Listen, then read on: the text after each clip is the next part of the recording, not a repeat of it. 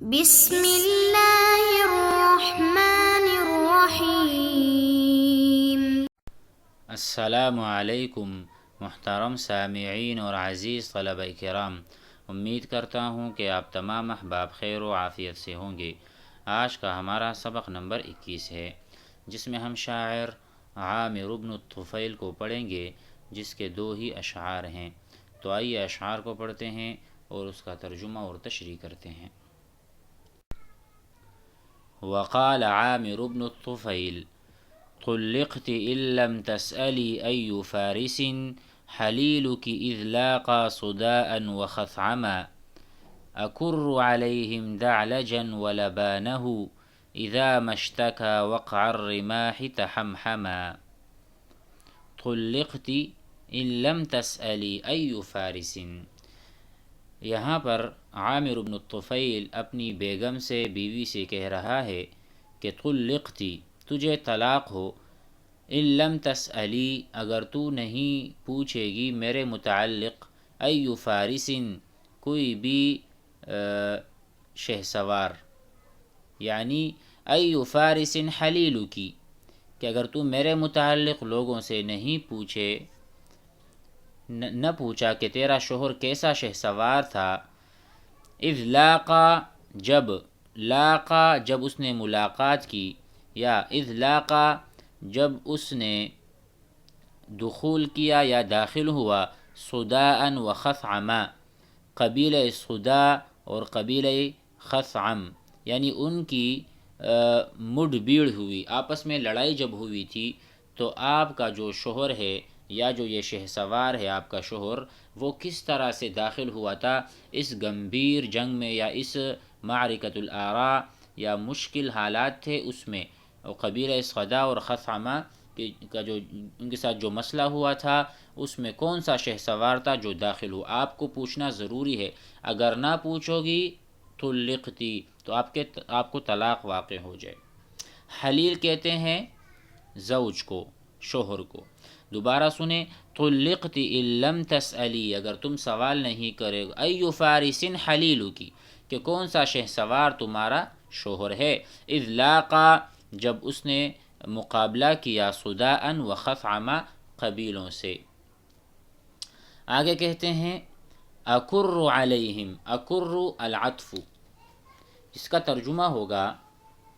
کہ حملہ کرتا ہوں، ان کی طرف میں دوڑتا ہوں،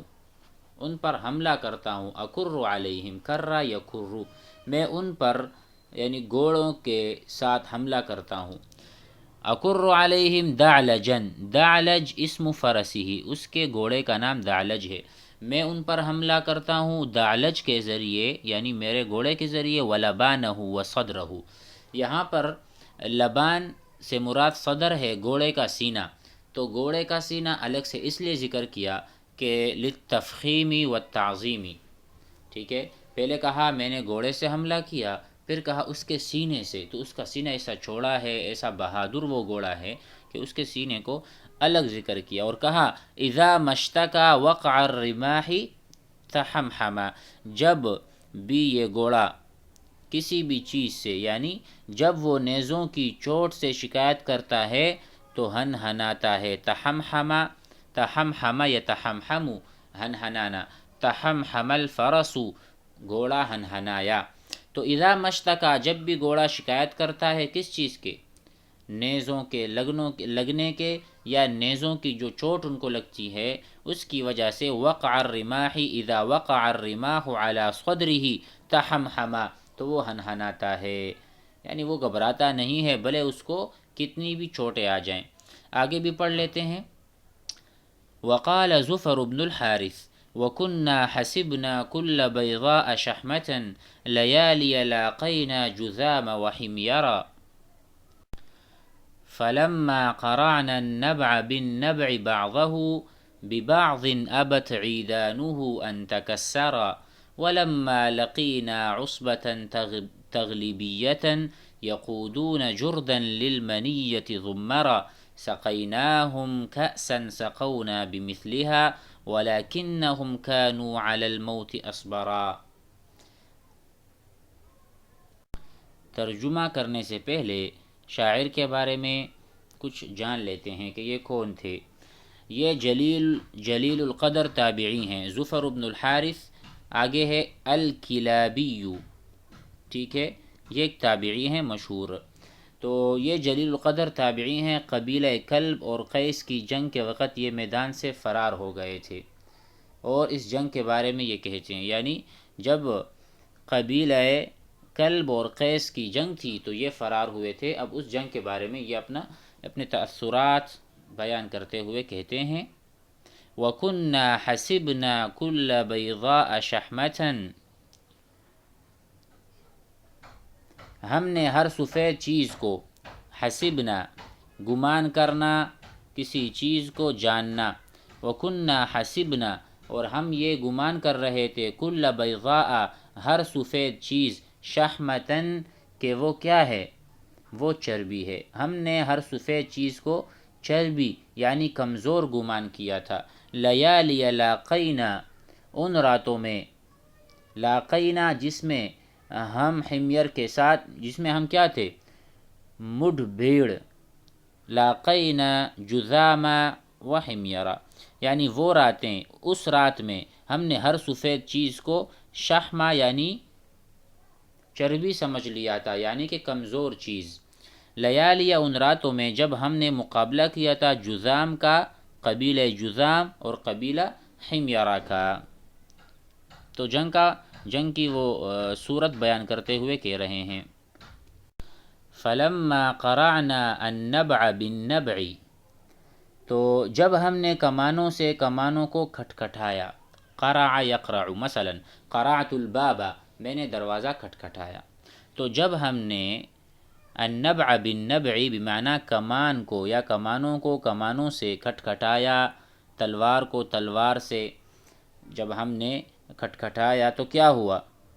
بعضہ ببعض، امت بمعنی انکرت، تو انہوں نے انکار کیا، گویا کہ یہ چیزیں انکاری ہو گئیں اور یہ ٹوٹنا نہیں چاہ رہی تھی، کمان نہیں ٹوٹ رہے تھے، آپس میں دونوں طرف سے قوت برابر تھی، دونوں طرف سے جو کیا کہتے ہیں افراد تھے یا نفری تھی برابر تھی۔ ابت عیدانہ، ابت عیدان النبع، کمانوں کا جو وہ ہے نوکیں ہیں مثلا، تو ان کی لکڑیوں نے ٹوٹنے سے انکار کر دیا، کمانوں کی جو لکڑیاں ہوتی ہیں ٹوٹنے سے انکار، ان تکسرا معنی ٹوٹ جانا، تو کہہ رہے ہیں جب ہم نے کمانوں سے کمانوں کو کٹکھٹایا یا تو ان کی لکڑیوں نے ٹوٹنے سے انکار کر دیا، یعنی اولاً تیروں سے اور تیروں کے ختم ہونے کے بعد کمانوں کو لاٹھیاں بنا کر لڑتے رہے جو ٹوٹی نہیں اور گھمسان کارن پڑا۔ بات سمجھ میں آئی؟ تو یہ کہہ رہے ہیں کہ جب ہم نے آپس میں ملاقات کی دونوں فریقوں نے قبیلوں کے ساتھ تو وہ بھی ہمارے برابر ہی تھے اور ٹوٹ نہیں رہے تھے، یعنی مغلوب نہیں ہو رہے تھے اور نہ یہ لکڑیاں ٹوٹ رہی تھیں۔ آگے کہتے ہیں وَلَمَّا لَقِينَا عُصْبَةً تَغْلِبِيَّةً اور جب ہماری مڈ بھیڑ یعنی لڑائی ہوئی اس تغلیبی جماعت کے ساتھ، لما لقینا اور جب ہماری ملاقات ہوئی یعنی آمنا سامنا ہوا، عصبتاً ایسی جماعت کے ساتھ جو کہ تغلیبی جماعت تھی، ٹھیک ہے، تغلبی یا تغلیبی، ٹھیک ہے، یقودون تو یہ کیا کرتے تھے، یہ ہنکا رہے تھے، قادہ یقودو ہنکانا، کسی جانور کو آگے لے کر جانا، اس کا قائد بننا، اس کو پکڑ کے لے کر، یقودون جردن تو یہ ہنکا رہے تھے کس چیز کو، جردن یعنی کم بالوں والوں گھوڑوں کو، یقودون جردن ایسے گھوڑے جس کے بال بہت کم تھے، کیا دلالت، جس گھوڑے کے بال کم ہوتے ہیں وہ گھوڑا زیادہ تیز رفتار اور زیادہ اچھا ہوتا ہے، شجاع ہوتا ہے۔ للمنیۃ ضمرا تو اس کا معنی یہ ہوا کہ جو کم بالوں والے دبلے گھوڑوں کو موت کی جانب ہنکا رہی تھی، ایسی جماعت تھی تغلیبیہ یا تغلیبی جماعت جو ایسے گھوڑوں کو ہنکا رہی تھی جو موت کی طرف بڑھ رہی تھی، اور زمرہ کا معنی ہم نے کہا تھا دبلا پتلا، وہ گھوڑا جس کو تیار کیا جائے جنگ کے لیے یا دوڑ کے لیے، مسابقہ ریس کے لیے۔ آخر میں کہا سقیناہم کأسا سقونا بمثلہا تو کیا ہوا، تو ہم نے ان کو ایسا ہی جام پلایا جیسا انہوں نے ہم کو پلایا، سقیناہم سقا یسقی، نحن سقینا ہم نے پلایا، ہم ان کو، کأسن ایسا گلاس یا ایسا ان کو ہم نے مزہ چکایا، سقونا بمثلھا انہوں نے ہمیں بھی اسی طرح کا، مطلب کہ جب برابر رہا، جب جھگڑا یا آپس کی جو جنگ ہے وہ برابر رہی تو کیا مطلب، برابر سرابر، کوئی غالب نہ کوئی مغلوب. ولیکنہم لیکن ان کی ایک صفت جو پسند آئی، کانوا علی الموت اصبرا لیکن وہ جو تھے وہ موت پر ہم سے زیادہ ثابت قدم ثابت ہوئے، اس لیے ہم بھاگ گئے. جب وہ موت کی طرف بڑھ رہے تھے اور ہم موت سے گھبرا رہے تھے تو ہم بھاگ پڑے اور وہ ہم پر غالب، مثلا آگے گویا کہ وہ جیت گئے فی من حیث الظاہر یعنی ظاہری طور پر. تو کہیں کہ برابر معاملہ برابر رہا، ہم نے بھی پلایا انہوں نے بھی پلایا، یعنی ہم نے جتنا ان کو نقصان پہنچایا انہوں نے بھی نقصان پہنچایا. ولیکنہم کانوا علی الموت اصبرا وہ ہم سے زیادہ موت پر صبر کرنے والے تھے تو ہم سے زیادہ اچھے ہوئے.